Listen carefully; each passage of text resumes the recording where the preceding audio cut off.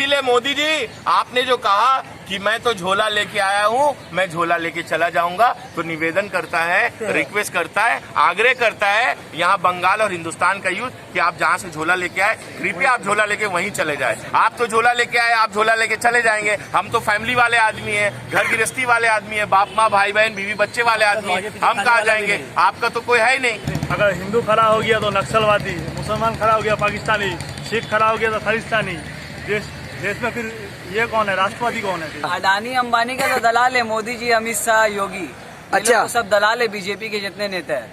खेला तो हो ही रहा है, खेला तो दीदी ने स्टार्ट कर दिया और खेला इस तरह से हो रहा है कि बीजेपी वालों को लग रहा है कि बंगाल से मैं बहुत सारे एमएलए एमपी को अपने पास ले आया, लेकिन मोदी जी को शायद ये पता नहीं है कि दीदी ने ऑलरेडी खेला कर दिया, जानबूझ के कुछ लोगों को उनके टीम में भेज दिया कि जो खेला हो रहा है पूरा खेला का समाचार दीदी तक पहुंच रहा है। अरे भैया कब बेचा आपने चाय? आपने बोला नाला से मैंने गैस बना दिया, कैसे बना दिया आपने? अभी आपने बोला कि बांग्लादेश में कि हम वहाँ पे सत्याग्रह में थे, अभी कुछ दिन बाद आप बोलेंगे आजादी के जंग में भी आप थे मोदी जी। जितना गति से उनका दाढ़ी बढ़ रहा है उतने ही गति से जीडीपी को डाउन भी कर दे रहे हैं। और बंगाल के लोग बीजेपी को कभी पसंद नहीं किए, सिर्फ उनकी आइडियोलॉजी की वजह से। अगर वो हिंदू मुसलमान करना छोड़ दे, वोट दे बीजेपी को, किस आधार पे वोट दे? सीए ला रहे, एनआरसी कब का चल गया, सीए कब का चल गया, एनपीआर कब का चल गया, अभी फिर वो सीए ला रहे और इस आधार पे वोट मांग रहे। 15 लाख का जुमलाबाजी, 300 का तो औकात नहीं है उसकी। लॉकडाउन में आपने देखा जो बिहार के लोग थे पैदल चल के आ रहे, माँ बहनें पैदल चल के आ रही है, पानी में तरस गए उन लोग। एक बोतल। किसे वोट देंगे आप? दीदी को वोट देंगे। आप किसे वोट देंगे? दीदी को। आपका वोट किसे जाएगा? आपका वोट किसे जाएगा? दीदी विकास पे वोट नहीं जाएगा, सर्वनाश कर। नहीं, विकास पे ही वोट जाएगा ना, एजुकेशन पे वोट जाएगा, इंफ्रास्ट्रक्चर पे बात जाएगा, जीडीपी पे बात जाएगा। आप अगर ये सवाल कर रहे हैं कि किस मुद्दा पे टीएमसी को वोट दिया जाए, तो आपको मैं एक बात कह देना चाहता हूँ कि पूरे हिंदुस्तान का जहाँ जीडीपी 24% माइनस में है, अकलौता वाहिद एक स्टेट है मगरिबी बंगाल, वेस्ट बंगाल का जीडीपी आप गूगल कर ले 13.5% प्लस पे है, अकलौता और वाहिद। तो क्या दीदी का ये योगदान नहीं है? मोदी जी आकर के बंगाल को ये योगदान दिए, वो तो पूरे कंट्री को संभाल नहीं पा रहे।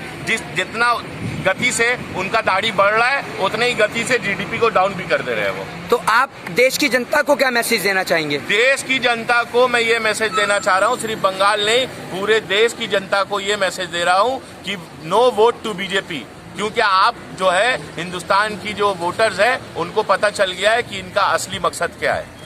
अजी आप किसे वोट देने जा रहे हैं? टीएमसी। आप विकास के आधार पर देंगे या आपको लग रहा है कि हिंदू जो है वो यहाँ खतरे में है?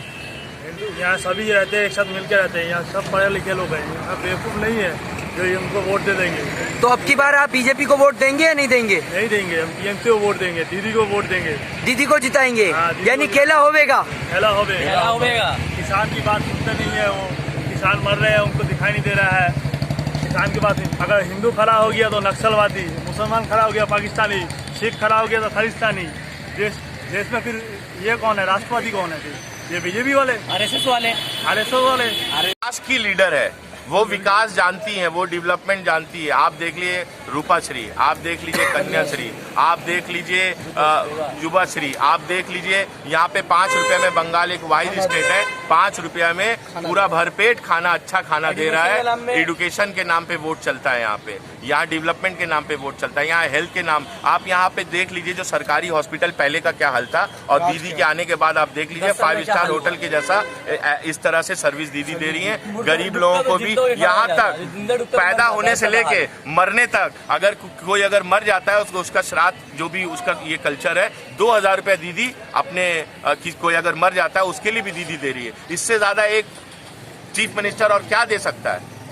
जुमलेबाजी नहीं चला रही दीदी, दीदी डेवलपमेंट पे सरकार चला रही है, इकोनॉमी पे चला रही है, जीडीपी पे चला रही है, हेल्थ पे चला रही है, 5 रुपया खाना दे रही है। तो मतलब बंगाल से बीजेपी का सुपड़ा साफ हो रहा है, आप ये कह रहे हैं? साफ देखिए, बंगाल में कभी आइडियोलॉजी ही नहीं है, उनके मैनिफेस्टो में लिखा हुआ है, उनके मैनिफेस्टो में अभी लिखा हुआ है कि बंगाल में अगर वो जीत जाते हैं तो वो सीए एनआरसी लाएंगे। वो ये इस सब्जेक्ट में कौन देगा उनको वोट? किसको चाहिए सीए एनआरसी? मतलब बीजेपी जो है। जी, आपने क्या कहा? अडानी अंबानी का तो दलाल है मोदी जी, अमित शाह, योगी। ये लोग तो सब दलाल है बीजेपी के जितने नेता है। वो कैसे? वो कैसे आप अच्छे तरीके से जानते हैं। अच्छा, देखिए पेट्रोल किसका है, अडानी का है। आप क्या करते हैं? हम क्या करते हैं, पढ़ाई करते हैं, स्टूडेंट है। तो मतलब अब देश का युवा जाग चुका है। जाग चुका है इसलिए तो युवा जाग चुका है, इसीलिए मोदी जी आपने जो कहा कि मैं तो झोला लेके आया हूँ, मैं झोला लेके चला जाऊंगा, तो निवेदन करता है, रिक्वेस्ट करता है, आग्रह करता है यहाँ बंगाल और हिंदुस्तान का यूथ कि आप जहाँ से झोला लेके आए कृपया आप झोला लेके वहीं चले जाए। आप तो झोला लेके आए, आप झोला लेके चले जाएंगे, हम तो फैमिली वाले आदमी हैं, घर गृहस्थी वाले आदमी हैं, बाप माँ भाई बहन बीवी बच्चे वाले आदमी हैं, हम कहाँ जाएंगे? आपका तो कोई है ही नहीं, आपका तो कोई है ही नहीं, तो आप क्या करेंगे? आप कभी बोलते चाय बेचा हमने, कभी आपने बोला कुछ किया। अरे भैया कब बेचा आपने चाय? आपने बोला नाला से मैंने गैस बना दिया, कैसे बना दिया आपने? अभी आपने बोला कि बांग्लादेश में कि हम वहाँ पे सत्याग्रह में थे, अभी कुछ दिन बाद आप बोलेंगे आजादी के जंग में भी आप थे मोदी जी, हम लोग मान लेंगे आपको, हम लोग मान गए। इस तरह से आप सरकार ना चलाए, हिंदू मुसलमान को बांटने की कोशिश ना करे। जो गंगा जमनी तहजीब के साथ पूरा मुसलमान, हिंदू, सिख, ईसाई, कौम, मिल्लत जितने भी धर्म जाति के लोग हैं, जिस प्यार मोहब्बत के साथ रहते थे उसी प्यार मोहब्बत के साथ रहने दीजिए और अपना आइडियोलॉजी को चेंज करके आप कुछ ग्रोथ का काम करें, कुछ डेवलपमेंट का काम करें। पूरा भारत आपके साथ है। देखिए नरेंद्र मोदी तो जो देश के किसान 120 दिन से बैठे हुए हैं उनके साथ इंसाफ कर दे, उनका जो भी डिमांड्स है वो पूरा कर दे, उनकी जमीन का डिमांड जो है वो पूरा कर दे। वो दिल्ली से मिल नहीं पा रहे, दिल्ली में बैठे हुए सिंधु बॉर्डर पे हमारे देश के ये बैठे हुए किसान बैठे हुए, उन लोगों को जाकर के बात नहीं कर रहे, बल्कि आकर के बंगाल के जो किसान है, देखिए ये बंगाल का जनता बहुत क्लियरली समझ रहा है कि बंगाल से बीजेपी को कभी भी कोई मोहब्बत या हमदर्दी नहीं थी। अभी क्योंकि इलेक्शन आ गया तो पूरा हमदर्दी और जो मोहब्बत है बंगाल के अवाम के साथ और बंगाल के किसान के साथ दिखा रहे हैं। और याद करिए जब मोदी जी सत्ता पे 2014 पे आए थे तो उन्होंने एक बात कही थी कि 15 लाख रुपए अकाउंट पे देंगे, तो आपके अकाउंट में पहुंचा? नहीं पहुंचा, किसी के भी अकाउंट में नहीं पहुंचा। और बाद तो वो तो कहते हैं कि एक जुमला है। बाद में होम मिनिस्टर साहब आकर के कहते हैं कि ये तो जुमलाबाजी था। तो मैं यही कहता हूं आपका जवाब कि जो पीएम साहब बोल रहे हैं, बाद में इलेक्शन जीतने के बाद वो बोलेंगे कि ये जो हम किसान को देने का वादा था ये 18,000 भी एक जुमलाबाजी था।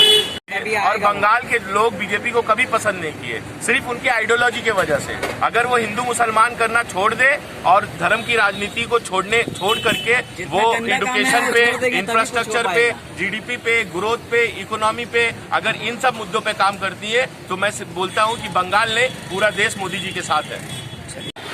जी बताइए आप। आरएसएस का तो एक नंबर का दलाल है लोग। अच्छा, तो आप इस बार किसे वोट देंगे? वोट तो दीदी के ऊपर ही आएगा। बंगाल में सब कैसा है? सब कुछ सही है, विकास आ रहा है, और क्या चाहिए? स्कॉलरशिप स्टूडेंट को मिल रहा है, और क्या चाहिए? इसके आगे क्या? स्कॉलरशिप मिल रहा है? क्यों नहीं मिल रहा है? तो इस बार किसके नाम पर वोट दिया जाएगा? किसके नाम पे जाएगा? किसके नाम पर वोट दिया जाएगा?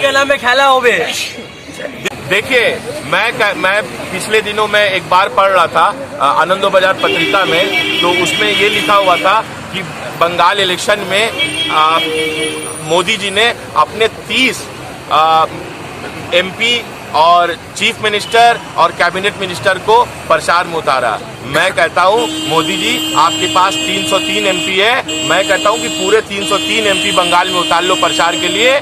दीदी अकेले आपके 303 एमपी के ऊपर भारी है। तो इस बार आपको क्या कहना है कि बंगाल में खेला होगा? खेला तो हो ही रहा है, खेला तो दीदी ने स्टार्ट कर दिया, और खेला इस तरह से हो रहा है कि बीजेपी वालों को लग रहा है कि बंगाल से मैं बहुत सारे एमएलए एमपी को अपने पास ले आया, लेकिन मोदी जी को शायद ये पता नहीं है कि दीदी ने ऑलरेडी खेला कर दिया। जानबूझ के कुछ लोगों को उनके टीम में भेज दिया कि जो खेला हो रहा है पूरा खेला का समाचार दीदी तक पहुंच रहा है।